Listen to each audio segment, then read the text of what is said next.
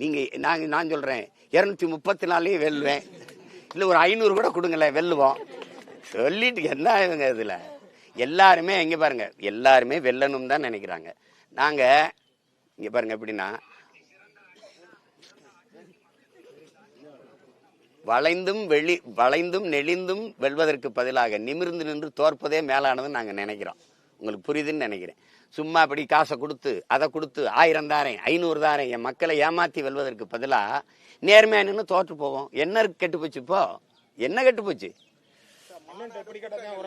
உங்களுடைய கட்சி தொண்டர்களுடைய கட்டுப்பாடு, ஒழுக்கம் இதெல்லாம் கண்டு இந்தியாவே மக்களே ஒரு இயக்கத்தக்க இருக்கு. எதுவும் தனியா எதுவும் பயிற்சி கொடுத்தீங்களா?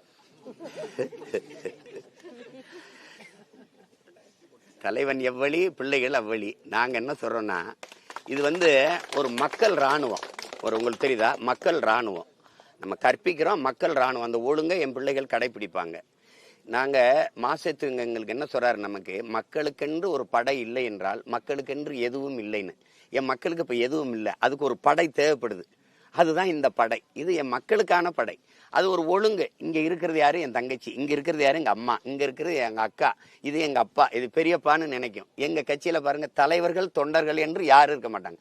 சித்தப்பா, பெரியப்பா, மாமா. என்ன யாராவது தலைவர்னு கூப்பிட்டு பாத்திருக்கீங்களா? ஒன்னு அண்ணான்னு கூப்பிடுவாங்க, இல்ல பெரியப்பான்னு கூப்பிடுவாங்க, இல்ல அப்பான்னு கூப்பிடுவாங்க, இல்ல சித்தப்பான்னு கூப்பிடுவாங்க, இல்லைன்னா மாமான்னு கூப்பிடுவாங்க. இப்படிதான் இருக்கும். நாங்க ஒரு உறவு பிணைப்புக்குள்ள பின்னி வாழ்கிற ஒரு தேசிய இனத்தின் அரசியல் பெருங்குடும்பம். அதனால அந்த கட்டுப்பாடு இருக்கு.